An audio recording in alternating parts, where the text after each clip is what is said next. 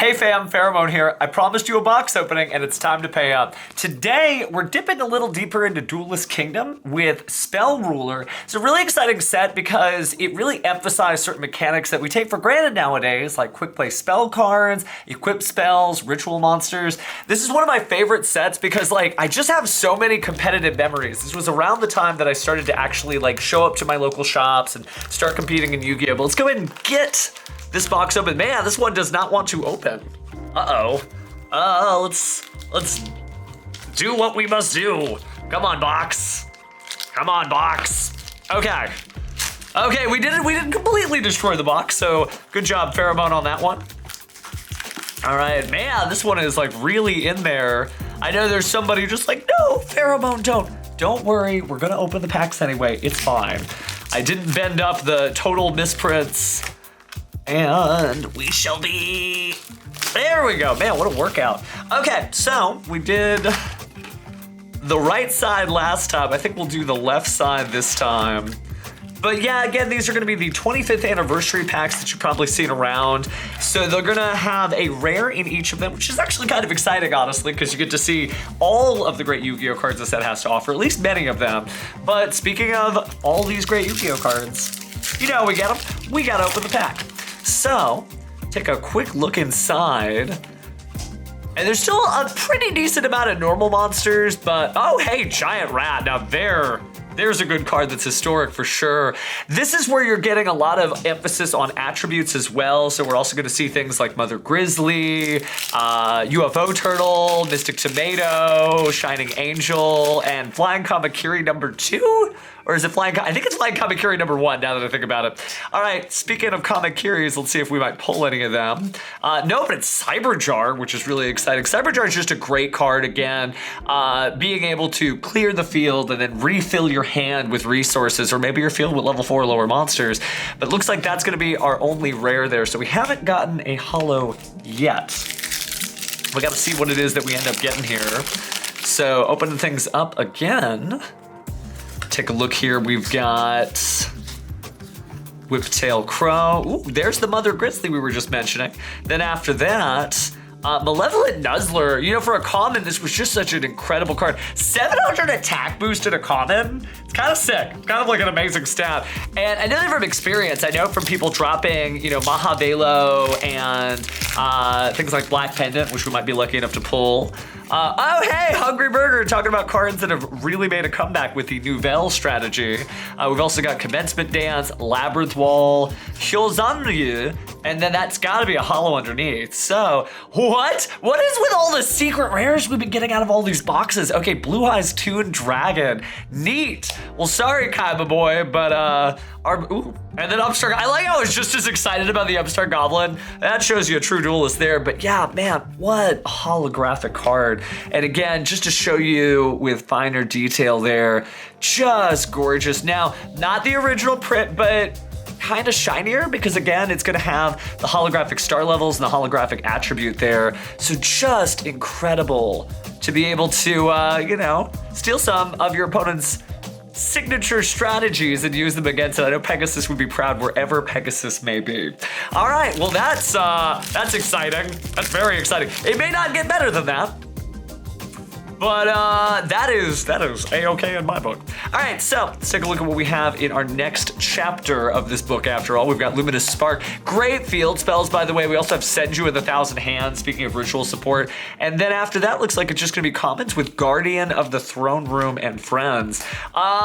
There's just so many powerful cards you'd be happy to have at this era, right? Light Beatdown was definitely a thing, and it works pretty well. Most decks were striated into different attributes, meaning everybody was using something different. So it was kind of safe to use Luminous Spark. It wasn't like you were going to run into another light deck like we might be when Legacy of Destruction comes out. Speaking of Destruction, looks like Shining Angel, another great light card. And then, ooh, Black Illusion Ritual. So a lot of duelists' first experience against Relinquish or playing Relinquish might have been with starter deck Pegasus, but it did come here, and man, is it just gorgeous in the Spell Ruler super rare print. Trying to get the light on that just right. It's really neat. If we can pull Relinquished on this too, I mean, time to build a Pegasus cosplay deck, right? But it shows you that like so many of these original sets, you probably felt something when you saw Black Illusion Ritual, and you may not be able to articulate it. Like, what was it? What was that I felt? But that's the heart of the cards, right? That's you remembering whatever duel it was that you had where you slapped down that spell exactly when you needed it. Speaking of exactly when you need it, do we need another holo? Ooh, Mystic Tomato, I'll take that. Like, all of these are just fine as they are, but it looks like underneath there it's just gonna be Jigen Bakudan, the Time Bomb card, and then not much else there on that. But again, just really good cards. Like the Mystic Tomato, you can still use that in the U-Bell deck. Are there other ways to bring out U-Bell? Yes.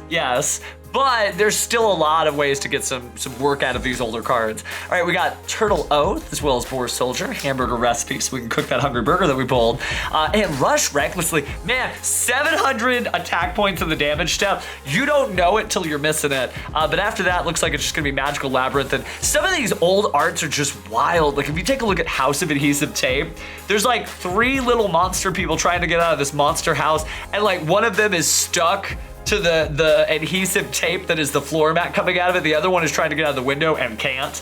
I mean, that was the art they went with. So let's see what other art we can find as we continue to go through here.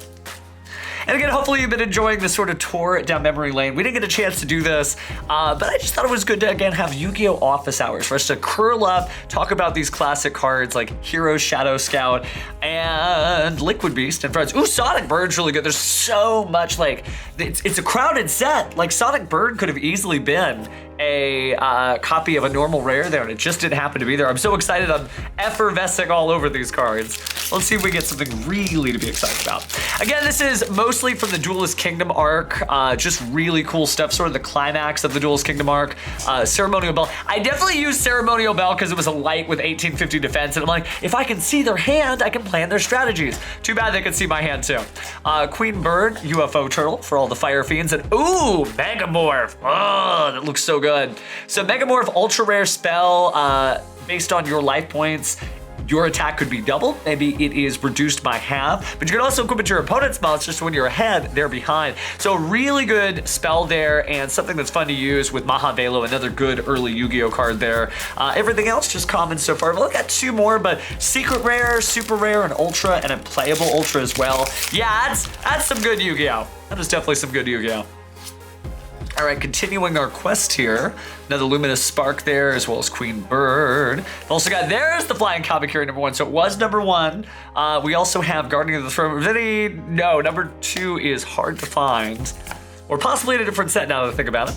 Okay, last pack, left side. See what the left side has to say. I mean, the secret rare being on the left side is pretty good, but another Hungry Burger, not too bad. All right, another burger recipe with it. Would I like fries with that? Giant Germ and, oh yes, it's Toon World. It's still neat to see that this card is good. I most recently have played Toon Kashtira. You can send your hate mail in the comments, but like, Toon World and Toon Monsters captured people's imagination. And like in the show, this was the original floodgate, don't you think, right? My Toon Monsters can attack you directly. You can't attack my monsters unless they're Toon Monsters. This was it. And so to get in that classic art, and also another Upstart Goblin, which is awesome, is just so cool to see. Super rare. He's just, I'm captivated. You can see me just zoning out. I'm just like, oh my God, it's Toon World. But we still have an entire other half here, so let me go ahead and set the Giant Germ aside. Giant Germs are really good. Obviously, I think a Seto Kaiba card and neat little trick that you can pull off with Crush Card Virus, but also just a great way to sort of clinch out the damage. You get your opponent in 1500 attack range, you get more than enough health points, life points, I should say, life points. You can really get stuff done. So, speaking of getting stuff done, we still have 12 more packs to go through from the right side of the box, so let's do exactly that. Ooh, Spirit Cretin. Really interesting card. You can basically make a really neat loop, kind of like Night Assailant. We also have Cyberjar, but Cyberjar is going to close it for now. Definitely will be helping out my Time Wizard friends. If they need any Cyberjars, they know where to find me. All right, so speaking of additional things we can find, Eternal Rest. We also have Hyozanryu, but behind Hyozanryu, it's just going to be a Magical Labyrinth. Neat, neat, neat though. It's just kind of cool to like see all the historic stuff. We are at the close of Duelist Kingdom, so you're seeing a lot of these like season finale level cards, stuff from like some of your favorite final duels after everybody had gotten all their star chips and whatnot, right? All right, so we got Queen Bird, Stone Ogre Grotto, and we have Horn of the Unicorn. Horn of the Unicorn, like, good for sure, but certainly outclassed by later equipped spells, including those in the set. Ooh, Electric Snake, though. If we ever get back into a discard format, that'll be fun. It's a card that when discarded, if I recall correctly, yes, you get to draw 2 cards from your deck. So, like, you didn't lose anything, you just gained. Thank you for helping me, friend. And there's some hand loop decks that happen from time to time, so you never know when you're gonna need a copy of Electric Snake. All right, so after Ceremonial Bell, we got Hungry Burger, Boar Soldier, Snake Fang, Mystic Tomato, but Mystic Tomato is gonna close that out. Mystic Tomato is good though, so I think we've got 2 tomatoes, so now we've got like tomato into giant germ into giant germs into maybe flip over the crush card virus. Like we've got like some classic old school combos that would get you all the star chips you could eat back in the day. All right, so of course crush card virus is a little harder to find depending on how your tournament records were. Got Giant Rat, but after Giant Rat that's gonna be it. Of course, that was a joke about the Shonen Jump Championship status of the prize card Crush Card Virus. I remember trying to compete for that. Did decent with gadgets, but then that was a tale for another day, so we'll save that for next time. But yeah, didn't win a Crush card, so don't worry. Stone Ogre Grotto, we also have a second Shining Angel here, and, ooh, Messenger of Peace, which has been making a comeback, actually, on stall control lists. Again, monsters with 1500 attack or more cannot declare an attack. Once per turn during your standby phase, pay 100 life points or destroy this card. Hardly feels like a drawback, right? 100 life points is almost nothing in this game.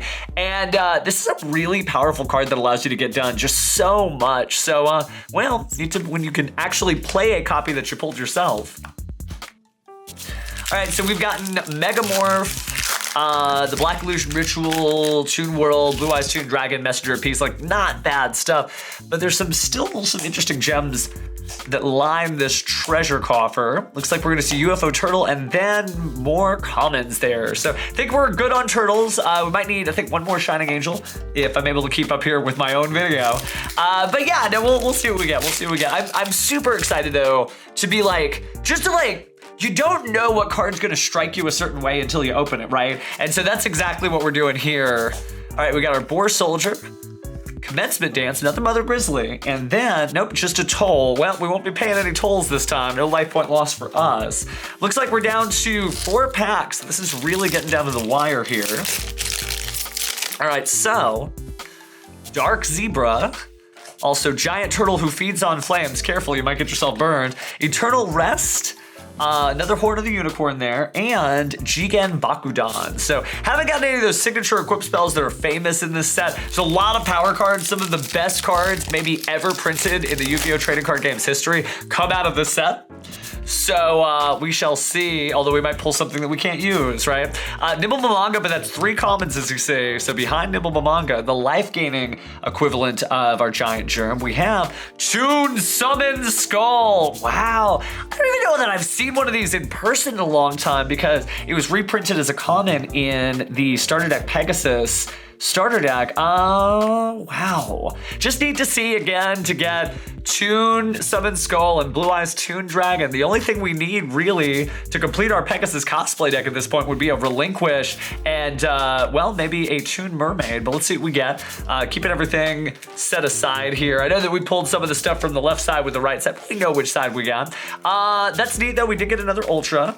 So let me make sure everybody can see what it is we grabbed, and let's dip into these final 2 packs.